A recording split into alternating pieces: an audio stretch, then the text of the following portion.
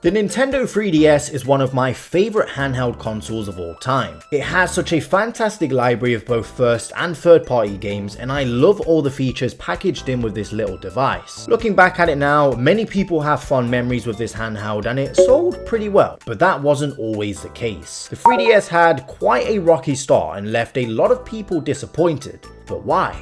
Let's take a detailed look back at the complicated launch of the Nintendo 3DS.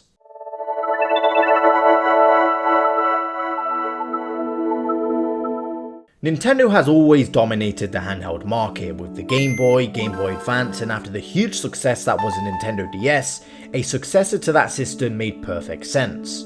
So in March of 2010, the 3DS was officially announced and then later unveiled at E3 2010. During this showcase, they of course started off with the big new gimmick, stereoscopic 3D, the thing to separate this device from its predecessor. They then discussed some other new features such as the improved graphics, gyro controls, circle pad, etc. After this, the first game running on this hardware was shown off, Kid Icarus Uprising. And what a game to showcase what this console can do. Truly ahead of its time. Nintendogs Plus Cats was also announced to be in development, along with the typical showcase of all of the third parties who are currently working on games for this console. And then of course we got the iconic promo of Iwata, Miyamoto and Reggie playing around with the 3DS. But that was the initial reveal during E3. And as far as console reveals go, this wasn't all that exciting, to be honest. Not the best, but not the worst. Not long later, the 3DS officially launched in Japan on the 26th of February 2011 and in March for the rest of the world. And things were off to a decent start. It sold 3.61 million units during its first month, which was below Nintendo's expectations of 4 million,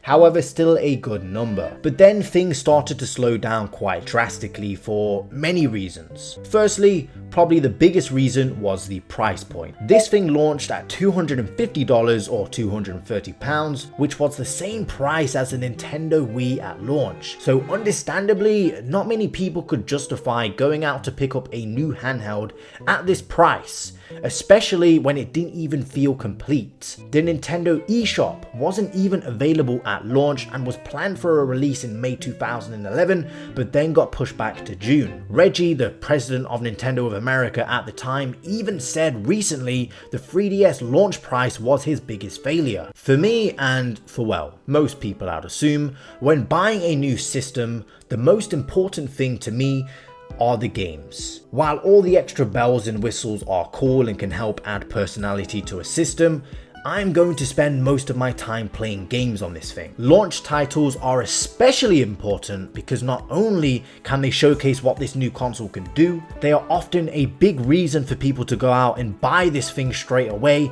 instead of waiting a few years. A strong launch lineup goes a very long way, and for the 3DS, well, it wasn't very strong at all. Pilot Wings Resort was a fun game and was a fun showcase for the 3D effect. While it was basically just the island flyover minigame from Wii Sports Resort, being able to explore Woohoo Island in 3D on a handheld was impressive at the time. Again, it is a fun time. I have a soft spot for this game, mainly due to nostalgia. I love Woohoo Island, but I only got about 5 hours of enjoyment out of it until I pretty much did everything. We also got Nintendogs Plus Cats, again another pretty good demonstration of the 3D, and I suppose this series has its fans. Steel Diver was alright, Super Street Fighter 4, now this was impressive. I remember being blown away playing this for the first few times and was shocked I was playing this on a handheld, and it is a great third party game to have at launch. Super Monkey Ball 3D, Rayman 3D, PES 2011,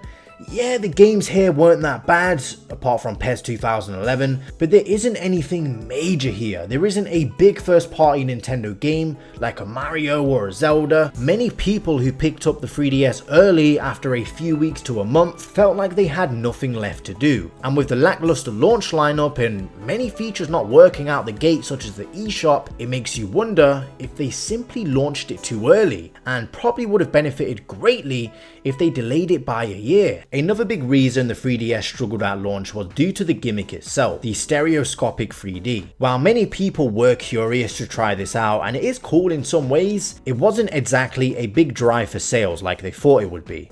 and was actually quite controversial. The media covered this in a negative light quite a bit. Surprise, surprise, the media hates video games. And they even went as far as saying this can damage your eyes and children should stay away from this device. So understandably, a lot of parents were put off. Look, although my eyesight is permanently damaged, I got to play Excitebike in 3D, so it was worth it. Not to mention, the 3D didn't exactly work the best at times, and if you moved even slightly, it would just completely mess up and you had to readjust everything. Either way, whatever you think of the 3DS at launch, Nintendo themselves were very disappointed and were very worried, as they were losing out on a lot of money. Things really weren't looking good for the 3DS during these first few months. But it doesn't end there. At E3 2011, things really started to turn around for the device.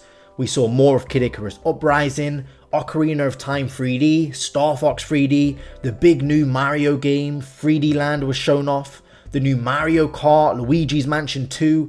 These games really started to showcase more of what the 3DS was capable of and gave people a reason to finally pick this handheld up. But to add even more of a reason, the 3DS officially received a price cut to take place on the 12th of August 2011, taking it from $250 to $170. A huge difference and a much more reasonable ask. For a company to cut the cost of a system that early on, and quite a significant drop as well, is practically unheard of in this space and must have been embarrassing for them too as a business. Although it wasn't an easy choice to make, it most certainly paid off, as the 3DS was selling a lot better now. In fact, they sold more 3DS handhelds in that month they had the price cut in the US than it did during the last physical quarter. And as we all know, things would only go up from here. Mario 3D Land and Mario Kart 7 were right around the corner, and we started to consistently see great releases throughout the console's life, with many great models, features, you name it. The Nintendo 3DS ended at 75.94 million units sold,